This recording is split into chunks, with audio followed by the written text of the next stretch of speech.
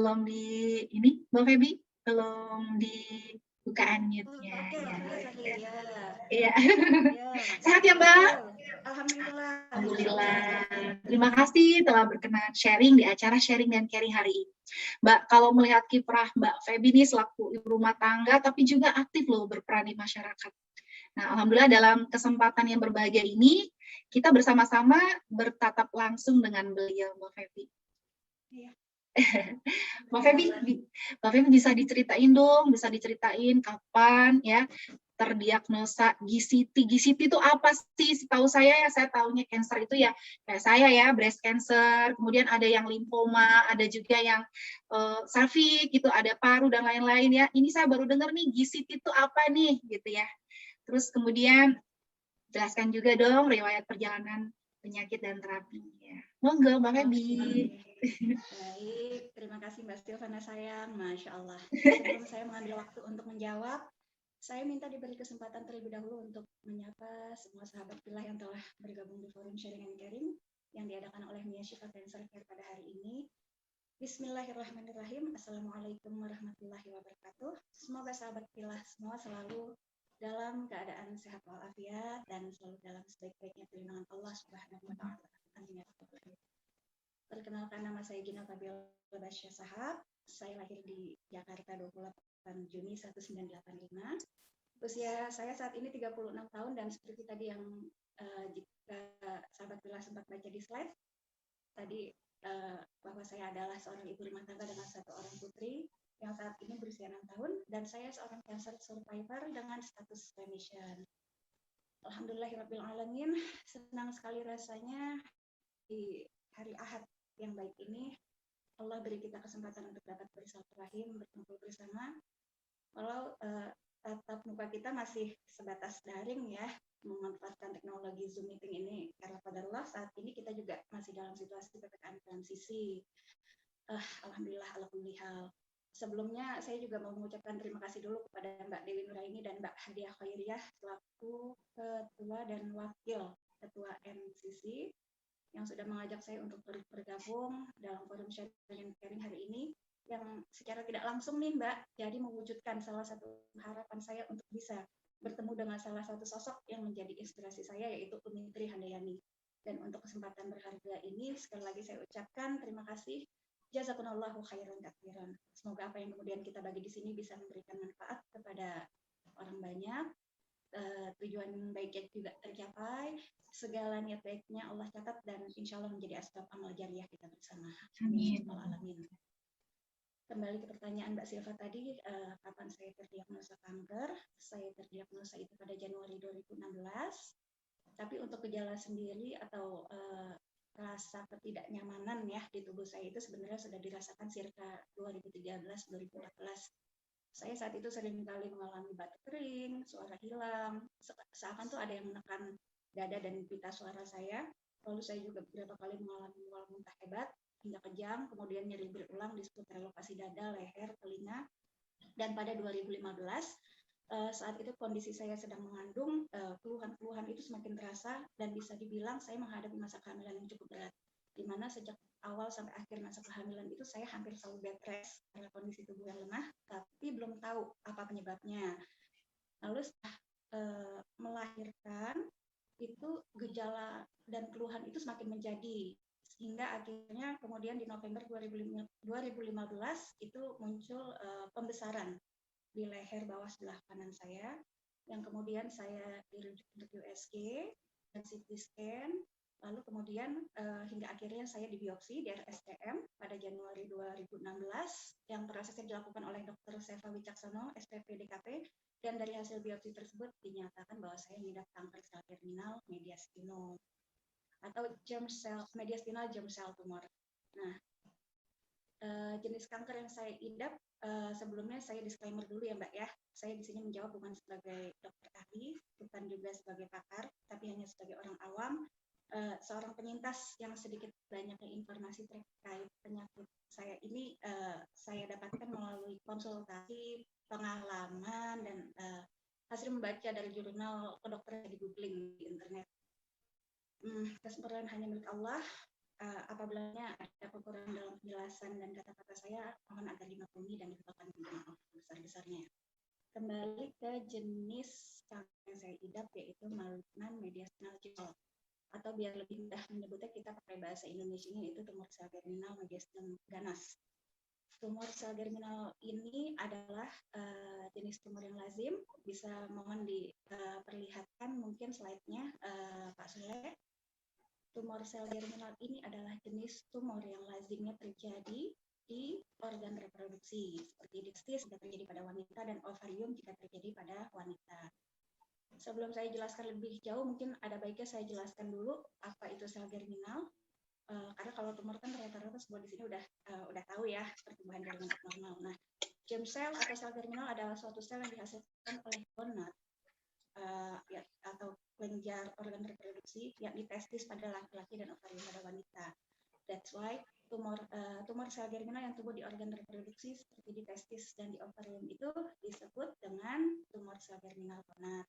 Namun pada 5-10% kasus, tumor sel germinal juga bisa terjadi di luar gonad atau di luar organ reproduksi.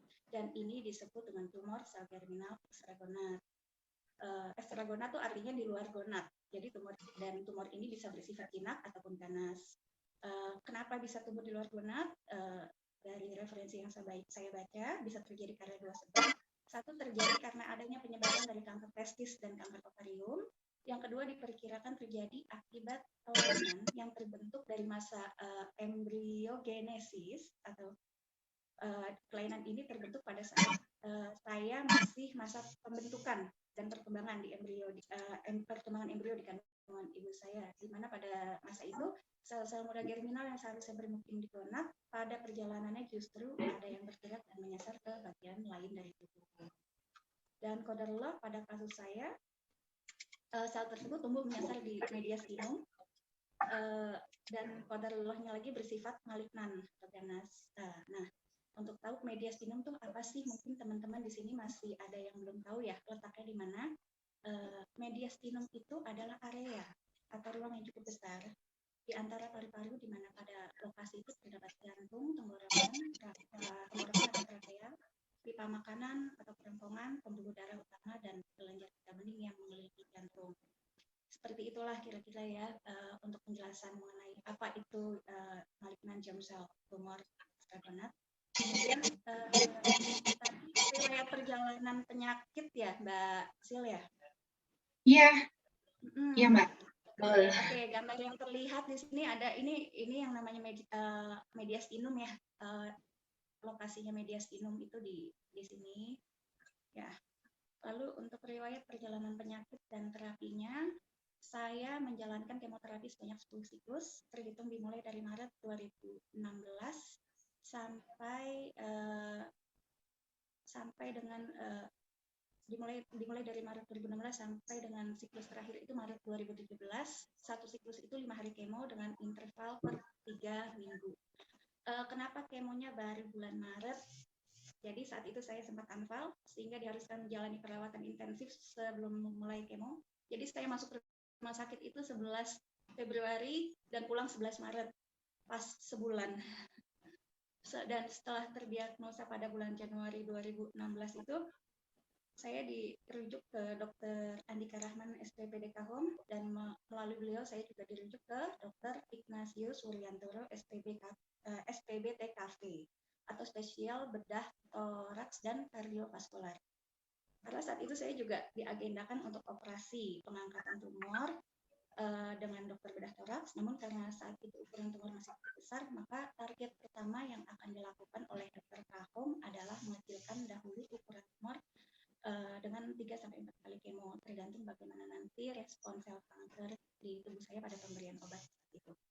Dan target dokter saat itu setidaknya tumor mengecil dulu sekitar 40-50% lah sebelum dilakukan pengangkatan. Namun qadarullah saat dilakukan evaluasi pasca kemo ketiga, si masa ini tidak merespon terapi yang diberikan. Saat itu diketahui ukuran tumor tidak berubah, bahkan ditemukan penyebaran di tulang dan di paru saya, dan hal ini membuat rencana pembedahan semakin jauh untuk dilakukan. Karena sejak awal dokter bedah pun itu sebetulnya sudah menolak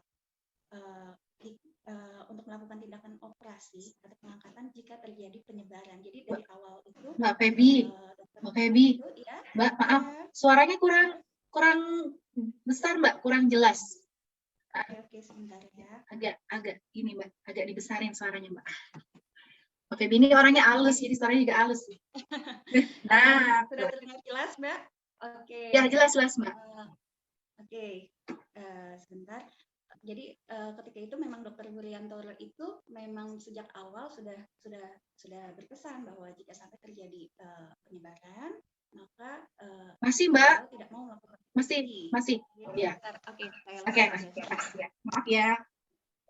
Terdengar jelas Mbak? Jelas bagus ya. Baik, oke. Jadi ketika akhirnya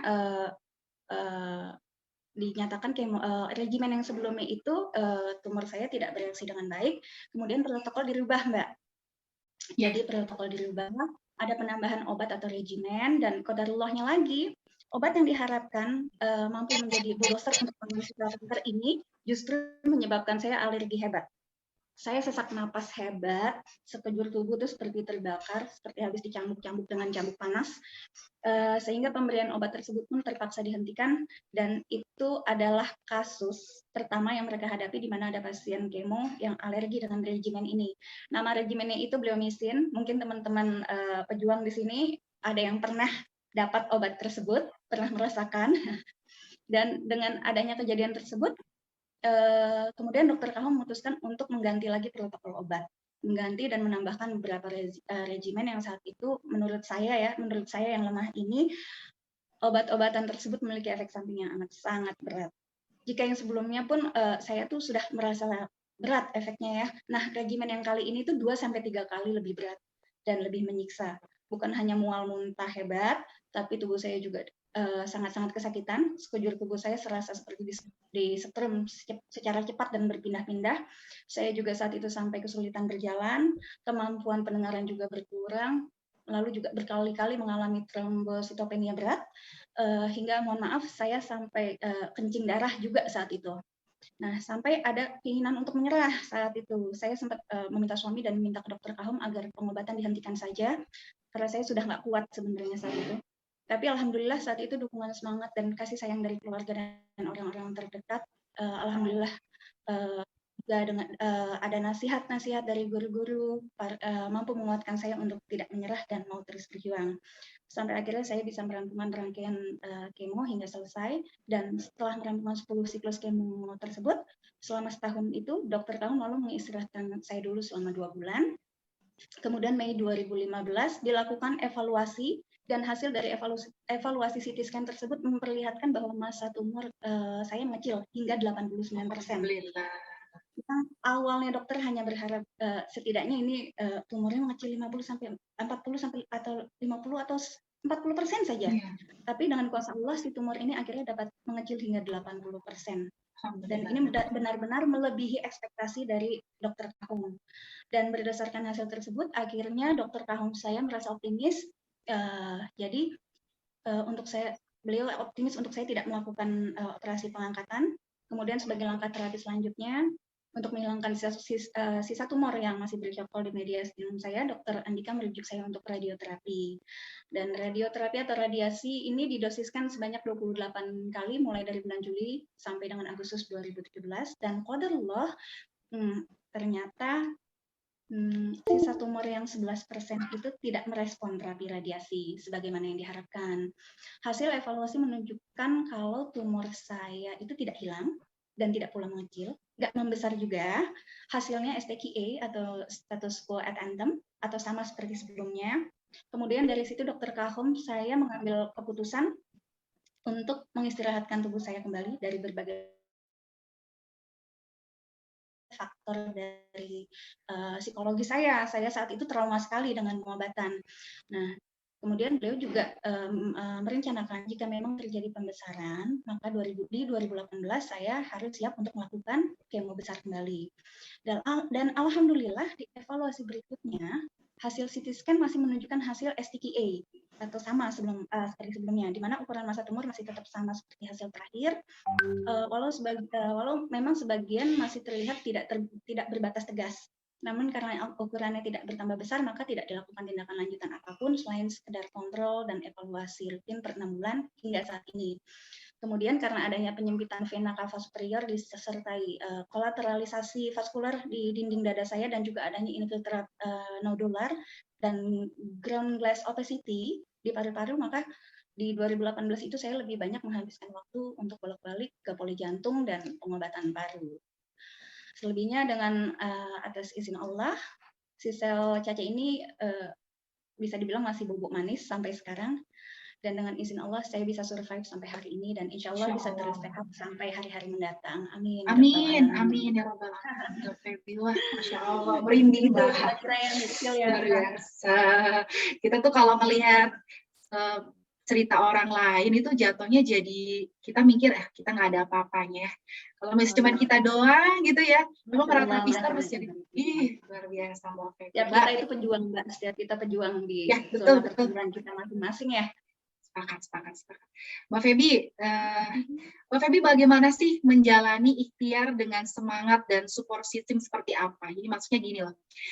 Jadi apa yang dipikirkan saat terdiagnosis kanker pertama kali Mbak waktu itu? Terus kemudian ketika didiagnosis kanker gitu, pernah nggak kepikiran kayak saya nih, umurnya bentar lagi lah gitu. Nah, terus bagaimana proses acceptance-nya Mbak? Gitu. Sekalian Mbak diborong nih. Terus bagaimana support system dan siapa support system yang paling penting? Ya, sekalian pemaknaannya apa Mbak? Pemaknaannya dari hati. Terus pernah nggak ada ketakutan relapse? Oke, monggo Mbak Febi. Mohon diingatkan ya Mbak ya poinnya ya nanti ya Mbak ya. Siap. Tadi yang pertama apa yang dipikirkan saat didiagnosa kanker pasti blank dulu. Ya, sama Mbak. Terus ingatan saya anak karena anak saya saat itu masih 10 bulan ketika saya udah dapat diagnosa kankernya ya, usianya 10 bulan. Bahkan ketika suami mengatakan ini adalah tumor, itu yang saya pikirkan sih bukan penyakitnya dulu sih sebetulnya, tapi anak saya harus berhenti ASI. Itu yang saya patah hati banget itu di situ. Kemudian yang saya ingat tuh selalu anak saya kan, Alifa. Terus namanya saya juga baru pertama, itu anak pertama gitu, lagi menikmati masa-masa menjadi ibu ya Mbak ya. Nah, terus ketika ngeblank itu satu-satunya yang bisa terucap ya cuma Allah. Itu secara otomatis. Kemudian ucap innalillahi wa inna ilaihi raji'un. Setelahnya apa yang saya rasakan ya seperti apa yang manusia lain rasakan ketika ada di posisi tervonis kanker ya Mbak ya. Iya. Terus tadi apa Mbak? Mbak pernah nggak ngerasain kalau kita kena cancer? Iya. Pernah nggak kayak gitu? Saya kayak gitu dulu pernah Mbak. Ketika dulu lagi nih gitu. Jangan ditanya Mbak, jangan ditanya hancurnya kayak apa. Setiap saat yang saya pikirkan adalah kematian. Kematian tuh semakin dekat dan kesempatan hidup yang nggak lama lagi. Saat itu rasanya kayak divonis hukuman mati ya Mbak ya. Rasanya hopeless untuk membiasakan, bahkan untuk membiasakan diri mendengar satu kata kanker, saya butuh waktu sekitar 2 bulan. Jadi sekitar 2 bulan itu setiap ada yang mengucapkan kata kanker, saat itu kan saya posisinya juga sedang di rumah sakit ya, sedang lagi pengobatan. Ketika ada pasien lain yang lagi ditanya, Ibu tahu nggak Ibu sakit apa? Sakit kanker. Saya nangis. Saya tuh kayak belum bisa menerima gitu kan Mbak ya. Jadi intinya saya selalu bertanya kenapa Allah harus beri saya kanker, kenapa harus saya, kenapa Allah takdirkan saya menderita gitu kan. Tapi kemudian saya menyadari kok saya seperti orang yang kufur nikmat ya. Jika terus bertanya-tanya dan berpikir seperti itu, kok saya jadi suuzon banget gitu sama Allah, sangat-sangat nggak pantas gitu dan durhaka sekali gitu saya sama yang kasih hidup. Padahal ada banyak nikmat yang telah Allah berikan selama hidup saya. Takut sendirilah saya jadinya ya Mbak ya, takut gitu kena murka Allah gitu karena pemikiran-pemikiran saya dan protes saya ke Allah seperti itu ya Mbak. Lalu mengenai proses acceptance, ini proses yang panjang. Tapi yang pertama saya lakukan saat itu adalah mencari tahu sebanyak-banyaknya tentang penyakit ini. karena tak kenal maka ta'aruf. Jadi saya ta'aruf dulu sama penyakitnya, Mbak. Saat itu saya merasa sangat perlu mengedukasi diri saya tentang penyakit ini, mulai dari mengenali gejala, penyebab, lalu sindrom-sindrom yang terkait itu apa saja. Seperti misalnya ini pada saya yang terjadi adalah sindrom vena cava, terus yang menyebabkan kelainan pembuluh darah sampai saat ini karena adanya sumbatan. Lalu pengobatannya bagaimana, resiko terburuk yang bisa terjadi pada diri saya itu apa, saya berusaha cari tahu semua. Tapi tiap orang ini kan beda-beda ya Mbak ya. Ada orang yang semakin mencari tahu malah semakin stres. Nah, untuk yang tipe seperti ini memang sebaiknya hindari googling informasi terlalu jauh. Lebih baik langsung tanya aja sama dokternya. Terus kebetulan kalau saya ini tipe yang semakin saya tahu, justru saya semakin tenang. Saya jadi semakin bisa menyiapkan mental untuk kemungkinan yang terjadi di depan. Terus juga ini jadi salah satu cara saya untuk memahami apa sih yang sebenarnya terjadi dengan diri saya. Lalu proses acceptance yang kedua itu adalah belajar untuk berdamai dan berbaik sangka dengan takdir Allah dan menghargai prosesnya. Saya nggak mau bilang proses ini mudah. Ini tuh ujian paket komplit buat saya, Mbak. Jadi pasti perlu waktu untuk mencerna dan mengerti. Perlu waktu juga untuk bisa menerima apa yang terjadi pada diri kita. Tapi ya semua saya sadari semua berproses. Proses untuk kuat itu bertahap ya, Mbak ya. Pasti Mbak Sil juga merasakan ya, Mbak ya. Betul. Sangat jarang lah ya Mbak ada orang yang ketika diberi ujian berat seperti divonis kanker stadium 4, ketika itu pula dia langsung kuat. Ya, hebat ketika banget. itu juga dia langsung bisa menerima dan berdamai dengan keadaannya. Nggak ada orang yang bisa langsung sumringah gitu Mbak menerima vonis kanker Mbak. Iya, betul. Namun ketika saya mulai menyadari bahwa saya harus berdamai dengan takdir Allah ini, saya mulai banyak-banyak bermuhasabah. Saya berusaha untuk menerima segala kelemahan saya sebagai manusia. Ada saat saya lemah, menangis, takut, kecewa, marah mungkin ya Mbak ya. Saya rasa itu semua adalah dinamika yang lazim sih Mbak ya dari proses berpikir dan proses berdamai dengan keadaan. Dan dari setiap perasaan itu menurut saya pribadi ya Mbak ya, ada pembelajaran untuk mengasah kemampuan dalam untuk saya mengontrol diri dan mengolah emosi. Ada formula yang kemudian bisa digunakan untuk lebih mengenal diri dan insya Allah tujuannya ya agar bisa kuat, tegar, sabar dan ikhlas menerima takdir Allah. Kemudian yang ketiga memperbaiki kualitas hubungan dengan Allah itu sudah pasti. Meminta kekuatan dan menggantungkan harapan hanya kepada Allah Azza wa Jalla. Saya pun sempat ada di titik terendah saat itu Mbak, benar-benar frustasi dan putus asa dengan penyakit saya. Karena proses pengobatan kanker ini kan berbeda-beda ya. Berat tidaknya pengobatan juga tergantung juga dari kasus dan jenis kankernya. Dan qadarullah saat itu saya menjalani proses pengobatan yang menurut saya efeknya sangat berat.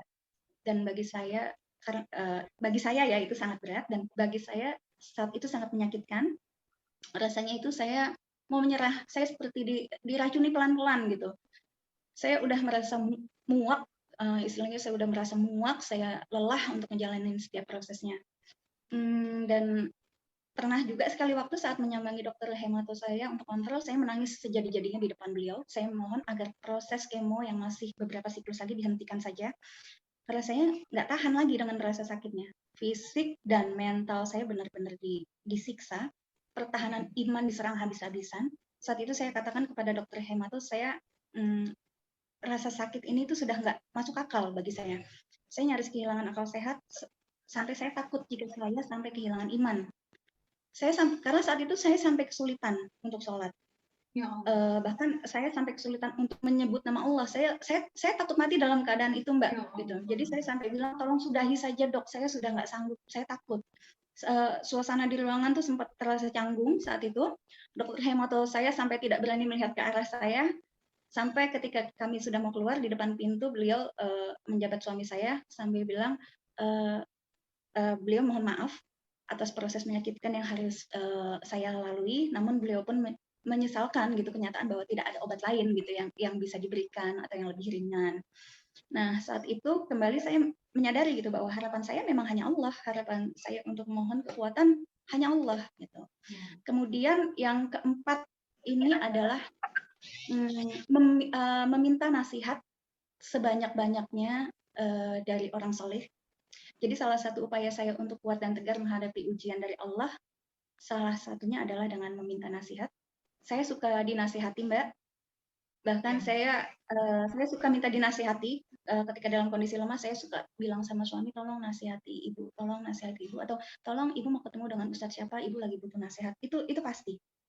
Apalagi kalau diingatkan tentang kebesaran Allah, tentang kasih sayang Allah, itu benar-benar menjadi vitamin bagi saya. Saat itu saya berusaha agar tidak raga lemah, namun jangan iman, gitu ya Mbak ya.